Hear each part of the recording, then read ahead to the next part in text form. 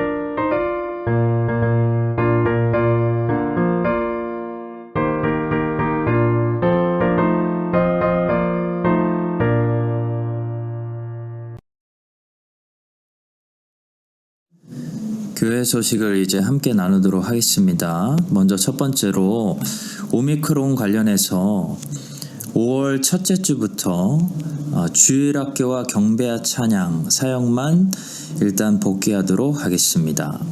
그 이외의 모든 양육 모임들은 오미크론 상황을 지켜보면서 천천히 복귀시키겠습니다. 당분간 공예배, 새벽 예배와 수요 예배, 금요 기도회, 주일 예배에 더욱더 집중해 주시기를 부탁드립니다. 금요 기도회가 매주 있는데요. 임직자 분들은 필수라고 생각하시고 특별한 이유가 없는 한 어려운 시기에 교회를 위해서 함께 기도하는 이 기도 모임에 꼭 참석하시기를 부탁드리겠습니다.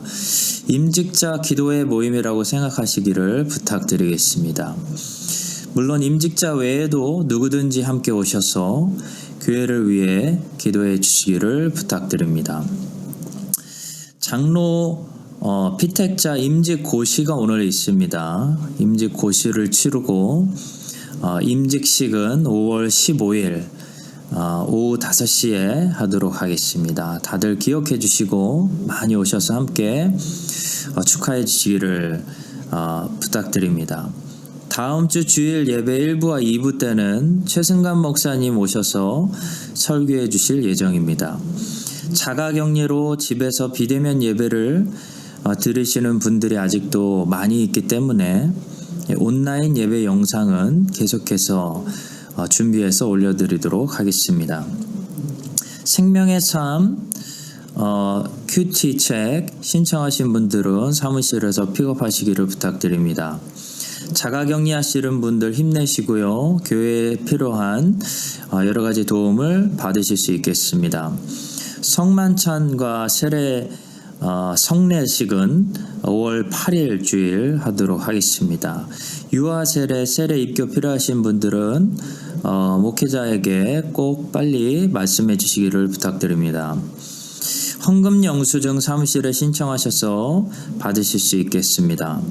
청소년 청년 7월 집회 첫 리더 모임이 오늘 저녁 7시에 열린교회에서 있습니다. 해당자 리더분들은 참조하시고 참석해 주시기 바랍니다. 교우 소식입니다. 우리 교회 성가대 첼로 연주하시는 우리 이남홍 청년이 첼로 연주회를 합니다. 게시판에 광고를 확인해 주시고 특별히 우리 자녀들 2세들이 이렇게 뉴질랜드 사회에서 또 이렇게 빛과 소금이 되는 일들에 많이 격려해 주시고 응원해 주시고 또 사랑을 부탁드리겠습니다. 주일 헌금은 계속해서 또 들어오실 때 헌금함과 교회 온라인 헌금을 통해 해주시기를 부탁드리겠습니다. 하나님께서 오늘 우리에게 주시는 말씀은 사무엘상 8장 4절부터 7절 그리고 19절부터 22절의 말씀입니다. 사무엘상 8장 4절부터 7절 먼저 읽고 19절부터 22절 함께 읽겠습니다.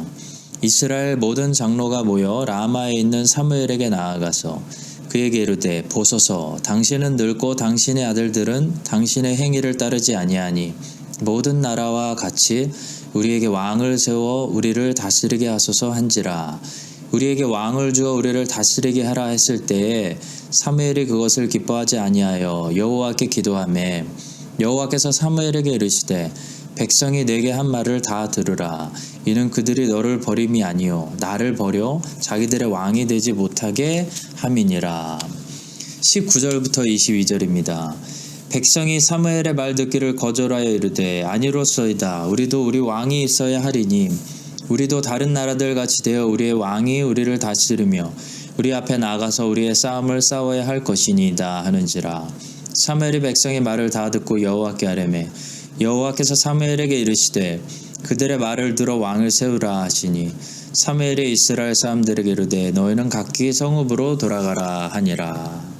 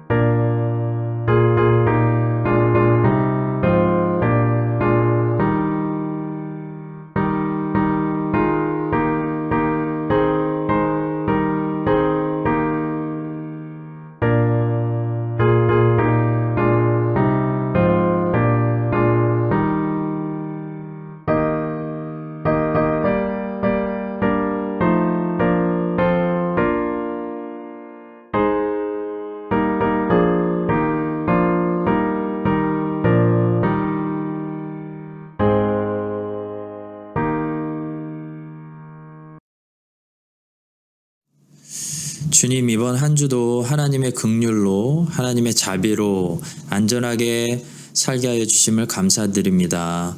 저희의 삶이 무엇을 하든지 하나님께 영광을 돌리고 하나님의 나라가 더 임하게 하고 예수님의 복음이 전진되게 하는데 다 쓰임받기를 소망합니다.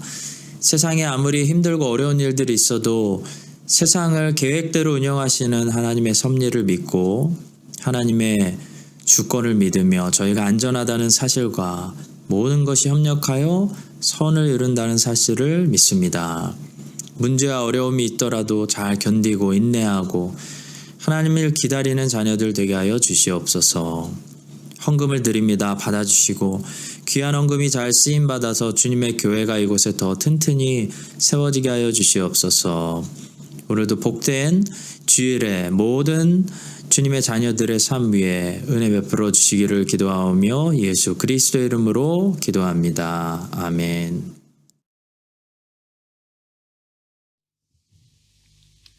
오늘은 사무엘상 강해 9번째 시간으로 그들이 왕을 달라고 한 이유라는 제목을 가지고 말씀을 전하겠습니다. 사무엘상 7장과 8장 사이에는 어느 정도 긴 시간이 있었던 것 같습니다. 8장에 오니까 사무엘이 늙었습니다. 세월이 많이 지났습니다. 미스바에서 하나님께서 하늘에서 도우셔서 블레셋을 쳐부셨던 그 이야기도 이제 추억이 옛날 이야기가 되었습니다. 본문은 사무엘의 아들들이 사무엘처럼 잘 다스리지 못했고 뇌물을 받고 판결을 굽게 했다는 안타까운 소식으로 시작합니다. 그런데 더 안타까운 것은 이스라엘 백성들이 그것을 이유로 사무엘에게 나가서 왕을 달라고 요구했다는 것이 더 안타까운 사실입니다. 이것은 사무엘에게뿐만 아니라 하나님께도 굉장히 몹쓸 짓을 한 악한 요구였습니다. 마치 아버지가 집에 계신데도 불구하고 자식들이 어머니에게 가서 우리는 다른 아버지를 원합니다 라고 한 것과 비슷한 그런 상황입니다. 이스라엘 백성들이 만약 사무엘의 아들들이 마음에 안 들어서 우리는 당신의 아들들 때문에 당신의 아들들 대신에 우리에게 새로운 재판장들을 주십시오. 아니면 우리에게 새로운 사사들을 주십시오 라고 했다면 사실 큰 문제가 안 되고 잘 넘어갔을 수도 있었을 것입니다. 그런데 문제는 그들이 왕을 요구했다는 거죠.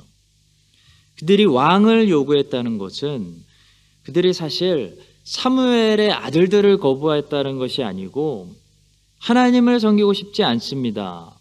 하나님 중심, 제사 중심의 이런 종교 국가를 우리는 원하지 않습니다 라고 말한 것과 같은 소리였기 때문에 그들이 왕을 요구한 것은 매우 심각한 문제였습니다.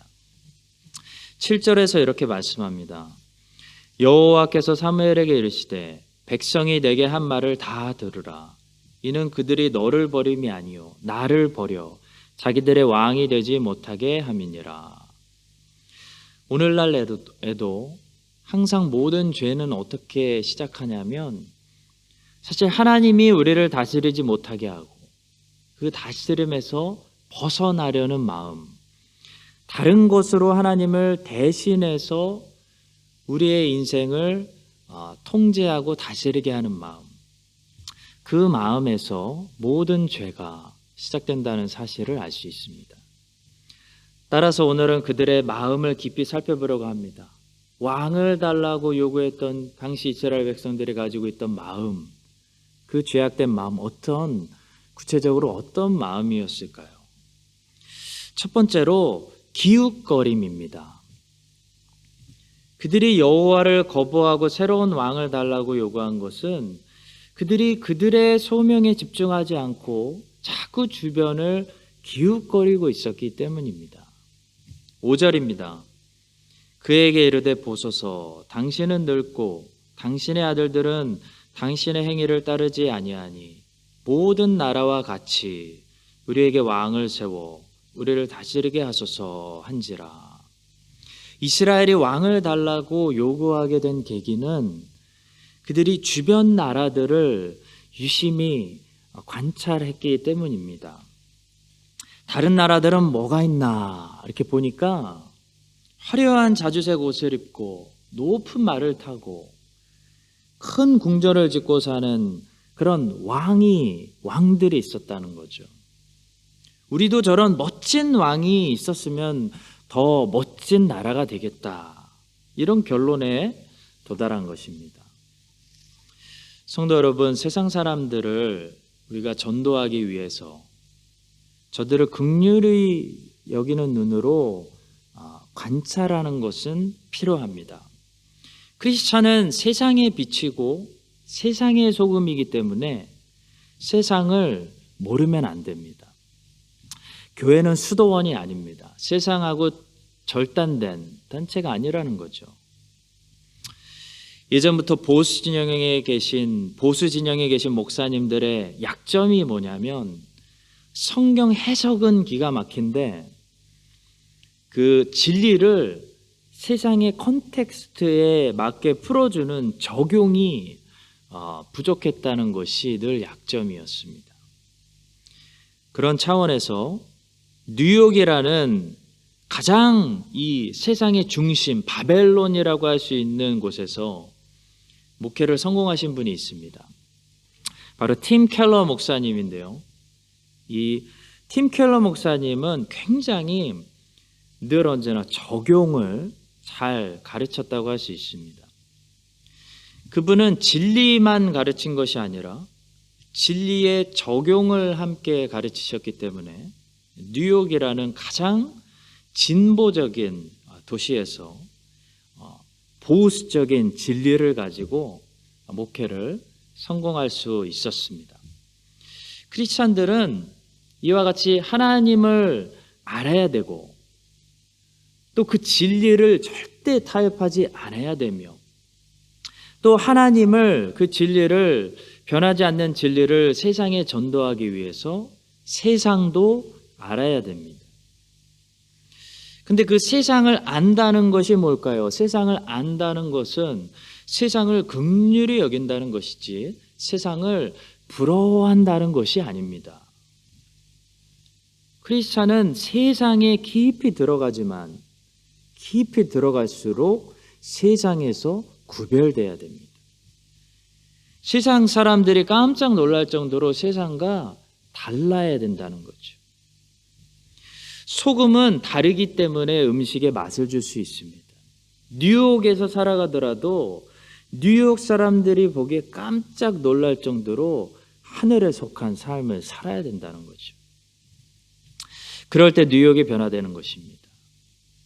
그러나 본문의 이스라엘은 세상의 빛과 소금으로서 이방 나라들에게 하나님의 영광을 비추기 위해서 세상을 연구한 것이 아니고 세상을 부러워했습니다.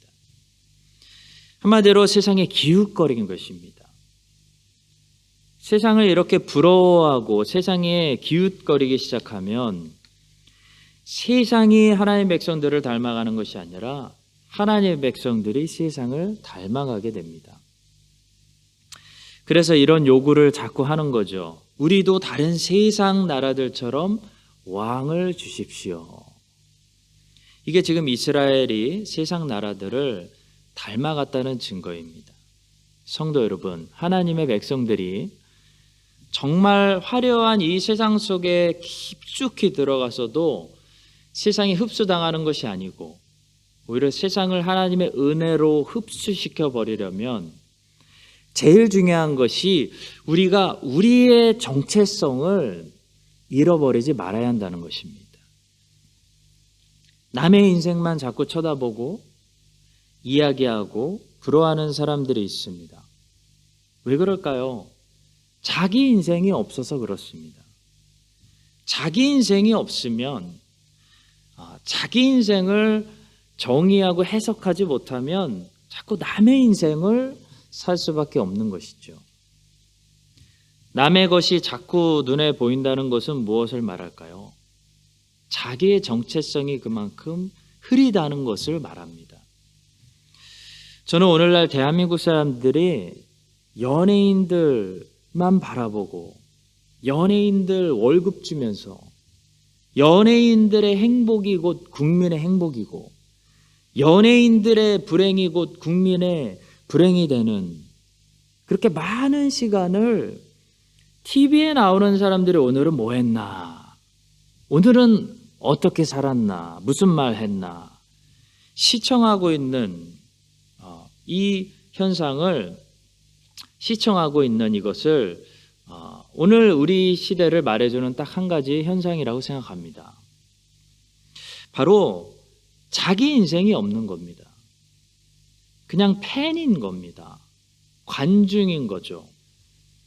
우리는 너무 재밌고 편한 관중석을 만들어 버린 것 같습니다. 그래서 전부 그냥 관중이 돼서 대리만족하면서 그것을 기쁨이다 라고 생각하면서 관중에서 인생을 다 끝내려고 한다는 거죠. 여러분과 저는 관중입니까? 성도 여러분, 하나님은 우리 한 사람 한 사람이 관중석이 아니라 우리의 필드에서, 우리의 무대에서 우리의 소명을 감당하라고 우리를 만드신 것입니다. 그래서 절대로 다른 사람들의 인생을 관중하는 그런 삶으로 내 인생을 허비하면 안 된다는 거죠. 이스라엘이 왜 옆 나라들에 기웃거리고 있습니까? 우리도 왕이 있었으면 좋겠다. 자기 정체성, 자기 소명의식을 잃어버리고 어느 순간부터 안주하려고 했기 때문입니다. 안주가 시작되었다는 것은 전진이 멈췄다는 것을 말합니다. 안주하려고 하면 그 순간부터 기웃거림이 시작됩니다. 자동차가 앞으로 달려갈 때는 운전사가 옆을 보지 않습니다. 앞을 봅니다. 그런데 자동차가 신호등에 멈추면 괜히 옆에 누가 있나 한번 보는 거죠.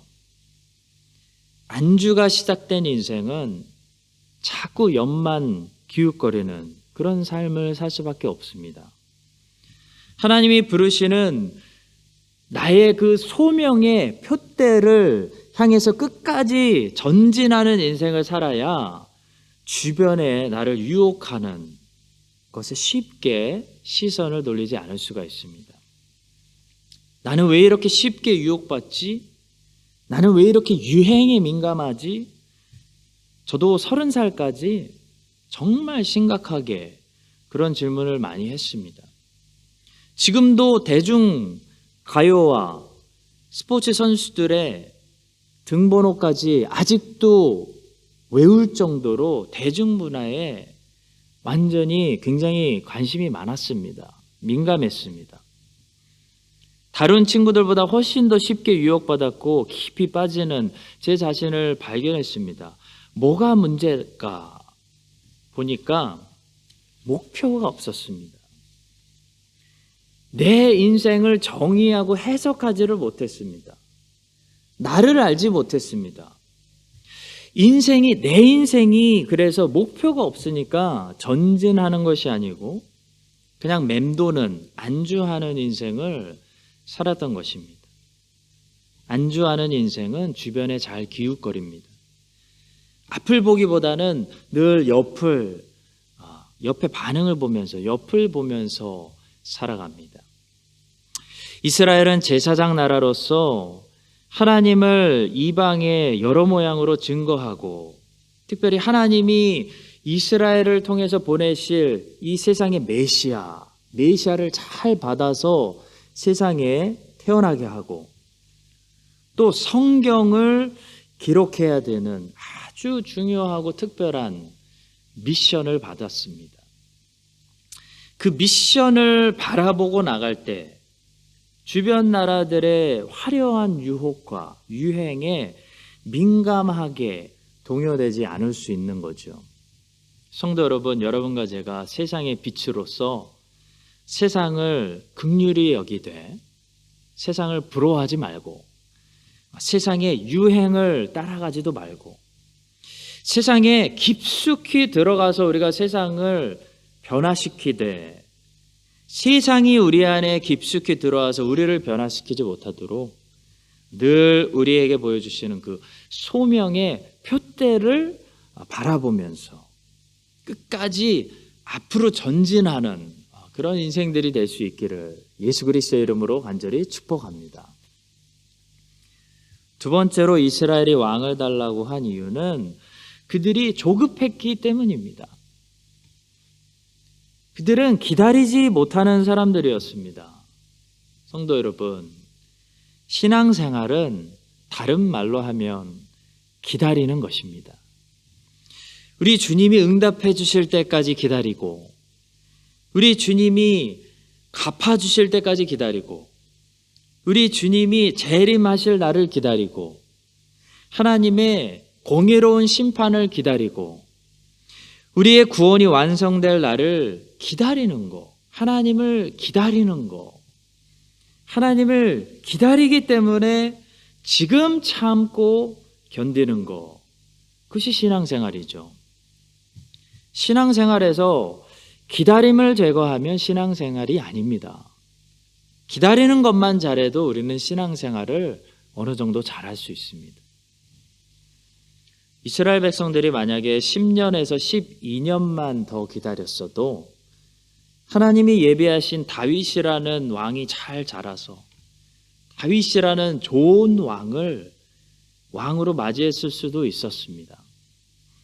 왜냐하면 이스라엘이 영원히 왕이 없을 수는 없었기 때문입니다. 우리 예수님께서는 결국 왕이시기 때문에 예수님의 왕직을 미리 보여주는, 예언하는 다윗과 같은 하나님이 선택하시고 하나님이 기름 부으신 그 왕들이 영원히 구약에 없을 수는 없었기 때문이죠.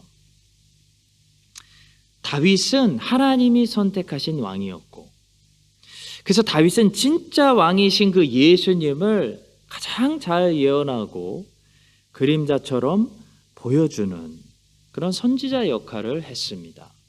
그러나 사울은 하나님이 선택하신 왕이 아니라 사람들이 선택한 왕, 사람들이 원했던 모습을 그대로 보여주는 그런 왕이었기 때문에 사울은 이스라엘의 역사에 없어도 되는, 없었으면 더 좋았을 그런 실패한 왕이었다는 거죠. 하나님께서는 이전에 모세를 통해 왕을 세울 때는 꼭 하나님이 선택하시는 사람이 왕이 되어야 된다라고 율법을 통해 말씀하신 적이 있습니다. 신명기 17장 14절과 15절입니다. 내가 내 하나님 여호와께서 내게 주시는 땅에 이르러 그 땅을 차지하고 거주할 때에 만일 우리도 우리 주위의 모든 민족들 같이 우리 위에 왕을 세워야겠다는 생각이 나거든 반드시 내 하나님 여호와께서 택하신 자를 내 위에 왕으로 세울 것이며 내 위에 왕을 세우려면 내 형제 중에서 한 사람을 할 것이요 내 형제 아닌 타국인을 내 위에 세우지 말 것이며, 이런 율법이 있습니다. 이스라엘 백성들이 하나님께 왕을 달라고 요청한 다음에 만약에 기다렸다면 어떻게 됐을까요? 하나님께서 다윗을 선택하셔서 그들의 왕으로 세워주셨을 것입니다. 그런데 이스라엘 백성들은 조급해서 하나님을 기다리지 못했습니다. 그들은 아닙니다. 지금 당장 우리는 왕이 필요합니다. 지금 주세요 라고 말했다는 거죠. 그래서 그들은 사울이라는 40년 세월을 보내야만 했습니다. 하나님은 그들이 원하는 인간 왕 사울을 허락하셨고 그들은 사울 왕 밑에서 40년 동안이나 사무엘이 경고한 것과 같이 어려운 시간을 보내야 했습니다. 매우 불안한 통치를 받아야 했습니다. 그들의 왕 사울은 미치광이었습니다. 이 모든 일들이 그들이 조급하고 하나님을 기다리지 못했기 때문입니다. 그들이 기다려서 하나님이 선택하신 다윗을 초대왕으로 받았다면 그들은 불안하고 험악한 40년 세월이 아니라 풍성한 40년을 살았을 것입니다. 성도 여러분, 조급함은 항상 전체 그림을 보지 못할 때 생기는 감정입니다. 눈앞에 있는 것만 보일 때, 하나님의 크신 경륜을 우리가 잊어버릴 때 우리의 마음이 조급해집니다. 아브라함이 하갈을 통해서 이스마엘을 실수로 낳은 것은 조급함 때문이었습니다. 아브라함과 사라는 조급해졌습니다. 마음이 조급해지는 순간 아브라함은 지금 당장 아이가 필요하다, 더 늦으면 안 된다라는 사실에만 집중하게 되었고, 하나님께서 나의 후손을 하늘의 별들과 같이 바다의 모래와 같이 많게 하실 것이다 라는 큰 그림을 보지 못하게 되었습니다. 그러니까 실수하는 겁니다. 큰 그림을 잊어버리면 우리는 어리석은 판단을 하게 됩니다. 요셉은 14년이라는 전체 그림을 보고 있었습니다. 그래서 7년 풍년 때 곡식을 저장해 두었고 7년 흉년 때 곡식을 풀어서 온 나라를 살렸습니다. 요셉은 14년이라는 전체 그림을 보고 있었기 때문에 풍년의 때 풍년만 보고 교만해지지 않았고, 흉년의 때는 흉년만 보고 요동치거나 좌절하지 않았습니다. 풍년의 때는 7년이 지나면 흉년이 오니까 대비하고 준비해야 돼, 지금 절제해서 먹어야 돼 라고 생각했고요. 흉년의 때는 이 흉년이 영원하면 어떡하지? 지금이 7년째인데 내년에도 흉년이 오면 어떡하지? 라고 절망하지 않았다는 거죠. 7년째 흉년이 왔을 때 요셉은 내년부터는 하나님이 약속하신 대로 흉년이 끝나고 다시 농사를 지을 수 있다라는 믿음과 확신을 가지고 있었습니다. 성도 여러분, 전체 그림을 알면 조급해지지 않습니다. 조급하면 실수합니다. 이삭을 기다리지 못하고 이스마엘을 낳는 겁니다. 다윗을 기다리지 못하고 사울을 먼저 세우는 겁니다. 조급해지지 않으려면 전체 그림을 봐야 됩니다. 물론 하나님께서 우리 각 사람을 위해 어떤 계획을 가지고 계시는지 그 구체적인 것들을 우리가 다 볼 수는 없습니다. 그러나 오늘만 바라보고 내일만 바라보며 살아가면 안 된다는 것이죠. 오늘만 바라보고 내일만 바라보며 사는 것은 땅만 바라보며 사는 것과 같은 모습입니다. 우리는 하늘을 바라보며 인생 전체를 생각하며 늘 소명을 묵상하며 꿈과 비전을 꿈꾸며 살아가야 됩니다. 꿈이 있는 사람은 전체 그림을 보는 사람과 같습니다. 그래서 꿈이 있고 목표가 있고 소명이 있는 사람은 작은 오늘의 일들에 흔들리지 않습니다. 꿈은 멀리 볼 수 있게 해주는, 인생 전체를 보게 해주는 이 시선과 같습니다. 그래서 꿈이 없으면 매일 그날 일어나는 일들에 정신없이 휩쓸리다가 인생을 끝낼 수밖에 없는 거죠. 그런 인생은 매일 조급한 인생이기 때문에 실수가 많습니다. 열심히 살았는데 후회할 것이 많습니다. 솔로몬처럼 많은 것을 한 것 같은데 남는 것이 없습니다. 허망합니다. 허망하지 않으려면 소명을 이뤄야 됩니다. 하나님이 나를 만드시고 계획하신 목적, 그 비전을 바라보며 그 소명에 나를 불태워야 짧게 살더라도 후회가 없습니다. 성도 여러분, 이스라엘은 하나님을 기다리지 못했습니다. 그들은 조급했습니다. 그래서 큰 실수를 하고 맙니다. 신앙생활은 잘 기다리는 것입니다. 하나님을 기다리는 것입니다. 하나님의 시간이 올 때까지 지금 내가 부족한 줄 알고 나를 잘 훈련하고 성장시키고 준비하고 인내하고 참는 것입니다. 여러분과 제가 우리의 마음에 있는 조급함을 버리고 하나님을 잘 기다려서 아브라함처럼 실수하지 않고 이스라엘처럼 실수하지 않고 요셉처럼 늘 전체 인생, 전체 그림을 믿음으로 바라보면서 요동치지 않게 되기를 주님의 이름으로 간절히 축복합니다. 마지막 세 번째로 이스라엘이 왕을 요구한 것은 그들이 고집을 부렸기 때문입니다.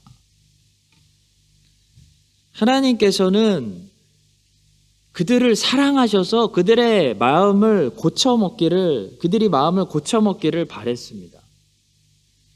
그래서 사무엘을 보내셔서 너희가 지금 이렇게 왕을 잘못 구하면 그 왕이 너희들을 엄청나게 괴롭게 할 거야 라고 자세히 친절하게 설명을 해주셨습니다. 그런데도 이스라엘 백성들이 뭐라고 했죠? 19절입니다. 백성이 사무엘의 말 듣기를 거절하여 이르되 아니로소이다. 우리도 우리 왕이 있어야 하리니. 이게 한마디로 뭐냐면 고집입니다. 고집. 그들은 고집을 부렸습니다. 그들이 결국 하나님의 경고를 무시하고 그들의 눈에 보기에 좋은 대로 키가 크고 잘생기고 외형적으로 멋있는 인간 왕 사울을 세우게 된 것은 그들이 고집을 부렸기 때문입니다. 고집이 뭘까요? 고집은 언제나 우리가 선택하는 것입니다. 우리가 고집을 부릴 때는 설명이 약하거나 설득이 안 돼서 고집 부리는 것이 아니고 설득이 다 됐는데도 우리의 마음을 우리가 스스로 완고하게 해가지고 나는 안 듣겠다 라고 결심했기 때문에 고집을 부린다는 거죠. 사무엘은 왜 왕을 지금은 세우면 안 되는지 다 설명했습니다. 다 설득되었습니다. 그런데도 그들은 뭐라고 말하죠? 아니로소이다. 아닙니다. 그대로 할 겁니다. 이게 고집입니다. 하나를 이미 정해놓고 어떤 설득을 들어도 아닙니다. 나는 무조건 이걸 해야 되겠습니다. 이게 고집입니다. 소찌니주의라는 이단적인 사상을 퍼뜨렸던 렐리오 소찌니라는 사람이 있었는데요. 종교개혁 시대 때 살았던 사람입니다.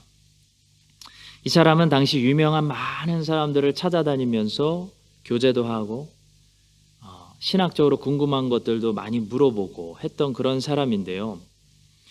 루터의 후계자라고 할 수 있는 멜랑톤도 만났고 츠빙글리의 후계자라고 할 수 있는 블링거도 만났고 또 결정적으로 제네바에 와서 칼빈도 만났습니다. 소찌니는 궁금한 것들이 참 많았습니다. 그래서 자기의 생각과 자기가 궁금한 것들을 편지에 써서 멀리 있을 때는 종교개혁자들에게 보냈는데요. 칼빈이 처음에는 열심히 답장을 했다고 합니다. 그러나 답을 받고도 늘 만족하지 못하고 자기의 끝없는 호기심을 만족시키지 못해서 계속해서 질문을 하니까 칼빈은 결국 그와 서신 왕래를 끊었다고 합니다.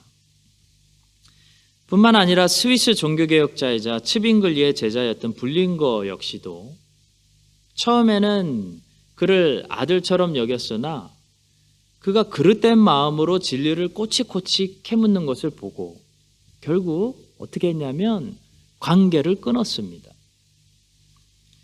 결국 레리오 소찌니는 종교개혁자들에게서 등을 돌렸고 이단자들과 친분을 쌓기 시작하면서 그들의 사상을 이용하여 수용하여 삐뚤어진 자세로 신앙을 보기 시작했고 결국 오늘날 유니테리언주의라고 불리는 이 이단적인 사상인 소찌니주의를 만들어내는 그런 사람이 되었다는 이야기를 들었습니다.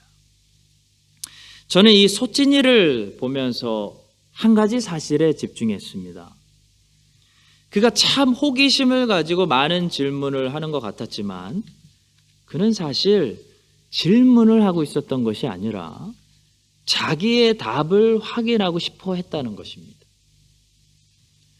그런데 칼빈이나 블링거가 자기가 듣고 싶어하는 답을 시원하게 해주지 않으니까 결국 돌아섰다는 거죠.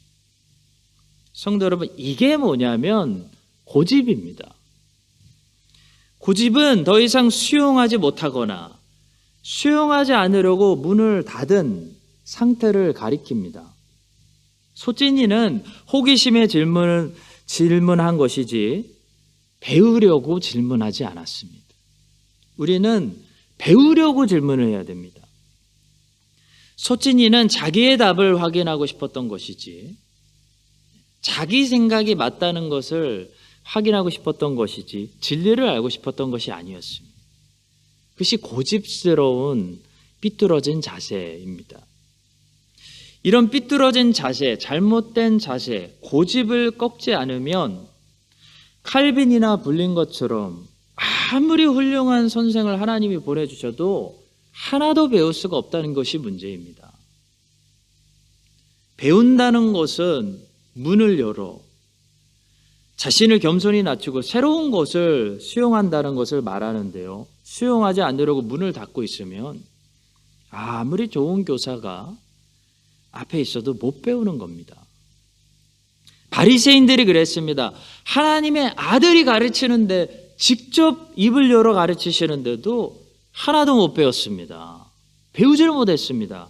왜 못 배웠죠? 고집 부렸기 때문입니다. 배우려고 하지 않았습니다.